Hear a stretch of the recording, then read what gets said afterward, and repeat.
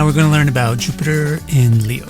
And the way we're going to learn about Jupiter in Leo is by making sure we understand what Jupiter represents and what Leo represents on their own, so that we can have an intelligent and easy discussion about what Jupiter signifies when it's in Leo. And after we do that, we'll look at some actual people, well-known people who have Jupiter in Leo, talk about what traits they really exemplify, and then pick out two of those charts and look at them in more detail. If you would like to see your chart and your planets and your signs and learn which planet is most dominant, least dominant, etc., for you, go to my website, victorcara.com, and order the guided tour of your birth chart. And that will give you all of that information. So let's get started with this by checking out what Jupiter signifies. Basically, Jupiter represents positivity, so that means plus, as opposed to minus. So that means increase. So Jupiter signifies things growing, things increasing, things getting bigger, things basically being successful. Growth is fairly synonymous with success. Hence, Jupiter is the planet for creation, because in order to have pluses, you have to add things, and the adding of things is creation. So Jupiter is creative, and especially procreative, as we use in the sense of making children. So it's productive and reproductive. Jupiter is the planet that has to do with producing children. And that's why it's the planet of parents. And hence Jupiter represents not only our parents, but everybody who plays a parental role in society. Like a priest, like a teacher, like even a coach or a mentor or a guide. Also, because Jupiter is positive and plus, it therefore has a lot and gets surplus, so it has a generous nature. Jupiter has a sense of abundance and therefore ability and willingness to share. Now, another implication of Jupiter's root symbol, positivity, is the sense of optimism. Oh, you're a positive person means you're optimistic. And Jupiter signifies that kind of optimism as well. This is why Jupiter has to do with what we trust in, what we have faith in, what we believe in. This is why Jupiter, in turn, has to do with our morals and our virtues, what we believe in, what we trust in. And this is why, at the end of the day, Jupiter has to do with religions, or secular versions of religions like philosophies or ethics or worldviews. So that's everything you need to know about Jupiter. There are certainly other things about Jupiter, but any other thing about Jupiter is some kind of a version of one of these things. Now let's do the same kind of examination for Leo. The root signification of Leo is mature masculinity. So in other words, Leo is like the father figure. It signifies the father figure. What is masculinity all about? Mostly, it's basically muscle and expression of power. This is the defining characteristic of masculine. Muscular and assertive or expressive of that strength and power. So Leo signifies power and authority. Power and authority has various implications as well, which are important for understanding Leo. First of all, authority or power has a sense of stability to it. Now, this is because the authority is kind of impervious. And masculinity has a sense to it of being impervious, unaffected, or we can say insensitive. This is why the masculine nature doesn't have as many fluctuations in it. So Leo, as a zodiac sign, it signifies non-fluctuation or stability, constancy, which is concomitant upon the imperviousness of the basic quality, which is power and strength and authority. Another implication of power is independence.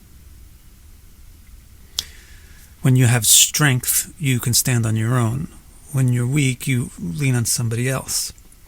So the masculine nature is always towards doing things on their own, towards being by themselves, towards not needing to communicate and check and verify and make sure everything is okay with everybody else.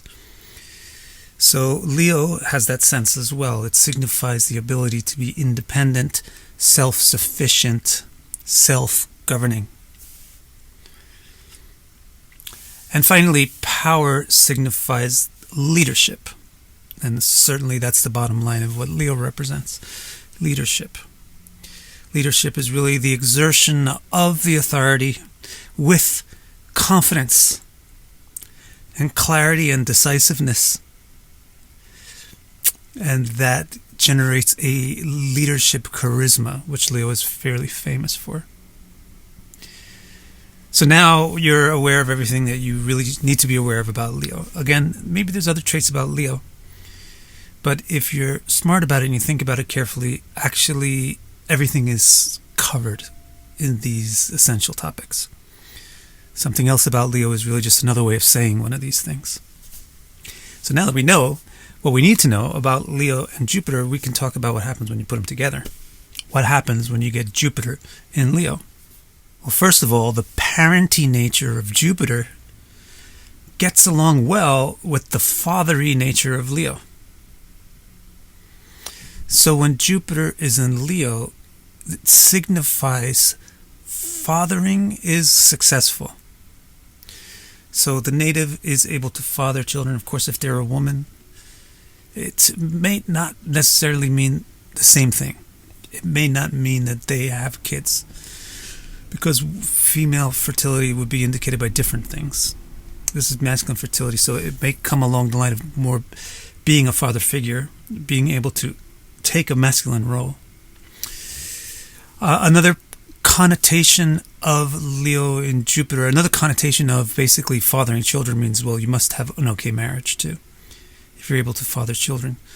So classics generally see Jupiter in Leo as a sign of a stable marriage, an orderly marriage, a marriage that's okay and reliable, and therefore can be the basis for producing children and growing a family. Now, the parenting nature of Jupiter also resonates with something else about Leo, which is the fact that Leo is the authority figure. It's just another layer down into the fathering thing. The father is the authority figure. So parenting, getting along with father, is the same as really parenting, getting along with authority. So what you get with Jupiter, the parent planet, and Leo, the authority sign, is a lot of authority. Authority comes naturally to the person. So classic texts say, this person will be the commander of an army. So in other words, this person has the ability to take the lead. They don't shy away from taking the lead. They have the ability, the willingness, the confidence to stand out. They have bravery. They're going to assert themselves. They're not going to shy away from that. They'll take a risk to put themselves out there and show themselves and do something that another person would be scared might fail. So basically, that's what you want to take away from the concept of commanding an army. Becomes very strong and influential because they have confidence qualities and leadership qualities. That's basically what happens when you put Jupiter in Leo. There's no other major synergy or disharmony going on between Jupiter and Leo. But you're going to find different flavors of this parent authority synergy, depending on what aspect of what aspect of Jupiter is most favored by the chart, or goes along most easily with the rest of the stuff in the chart. So I want to just mention that before we move on. The authority that you get from Jupiter and Leo will always rest on a Jupiterian thing. And to make a quick checklist of what we mean by the Jupiterian authority areas, first of all, for anything of increasing or creating growth or wealth. So creating profit and wealth and prosperity is one of the Jupiter expertises. And Jupiter in Leo can lend itself to being assertive and commanding an army in that regard. Or another thing about Jupiter is reproduction. So Jupiter in Leo can make very sexy people, charismatic, sexy people who are attractive, because you become an authority in reproduction. Another area of expertise for Jupiter is the religion, ethics, philosophy thing. So Jupiter in Leo can often indicate philosophers, people who are outstanding in expressing and establishing philosophy or religion. And finally, Jupiter has to do with sound. It's the planet for the ether, which is the element which transmits sound. So Jupiter has to do with sound. Sound has to do with words and communication, or education, transference of ideas. So Jupiter is also excellent with sound and words. Hence, you can find good speakers, singers, or writers with Jupiter in Leo. Now, let's actually look at some of the famous people who have Jupiter in Leo. There's many, many, many. It's a long list to comb through. There are many, many, many entertainers, because in general, entertainers simply require this one thing, which is willingness to put yourself in front of a camera and take that risk. But let me mention a couple of the pretty remarkable names, at least in my opinion. Basically, every male rock star from the 60s was born in this era. That whole rock explosion in the late 60s was a result of musicians coming of age who were born when Jupiter was in Leo. So, for example, Jim Morrison of the Doors, Mick Jagger of the Rolling Stones, also I think it was Keith Richards, also in the Rolling Stones, Jimmy Page of Led Zeppelin, Roger Waters of Pink Floyd, Roger Daltrey of The Who, and Johnny Cash of Johnny Cash. So, like almost every major band. And then you also have very good female artists: Celine Dion, Diana Ross, another incredible singer, Sinead O'Connor, Pink, Aaliyah, Kylie Minogue, and not just the modern or pop or rock artists, but also you get some people like Richard Wagner, or Rachmaninoff, or Ravi Shankar. So you get some classical musicians, some of the few famous classical musicians. 3 of them are from Jupiter in Leo. And why is this really? It's because, first of all, Jupiter just has this basic quality of giving the person the ability to command an army, or in other words, giving them a leadership quality. And then for these people, that's coming out with Jupiter's affinity to sound. Now, once we're done with the entertainers, you have an unusually long list of famous philosophers: Voltaire, Kierkegaard, Osho, aka Rajneesh, Pope John Paul II, Aurobindo, Rudolf Steiner, Pascal, and Elizabeth Badinter. What's this all about? This should be easy to see. Again, it's Jupiter's basic quality of giving leadership, and it's resonating off of Jupiter's affinity to philosophy and religion. Next group of people, you have authors. But we have Rabindranath Tagore, Shakespeare, Victor Hugo, F. Scott Fitzgerald, Mr. George Lucas, and Charles Bukowski. So again, this is Jupiter's affinity with words, resonating with its basic Jupiter-Leo quality, which is to give mastery or authority and leadership in some field. You also have Bill Gates and J.P. Morgan, 2 big names in the financial world. And there you have an example of Jupiter letting you command an army in the sense of creating profit. Finally, we can also mention Tracy Lords, Pamela Anderson, Petra Verkijk, who maybe you are not familiar with that name, but is, I think, the most published Playboy playmate ever. Tracy Lords, you're probably familiar with, famous actress who came out from underage pornography of her own engineering. So also very extremely risk-taking, brave, and in command. She controlled the whole, and she turned she was not being manipulated by that industry. She was manipulating it. And then on the male side, Vin Diesel, Jason Momoa. So what's this? This is Jupiter's commanding an army thing, coming with its expertise in reproduction, childbearing, and the whole sexual urge thing. And now the final thing that we like to do is pick two charts and look at them, taking one which is archetypical of the expected results and another which is kind of antithetical. There aren't really antithetical names on this list to what Jupiter in Leo should represent, but I think you can get a good contrast between a person like Pope John Paul II, who's very clean and pious, etc., versus Charles Bukowski, who's kind of dirty and gritty. So Pope John Paul II has Jupiter in Leo in a Mars and Sun dominant chart, while Charles Bukowski also has Jupiter in Leo, but it's in a K2 dominant chart.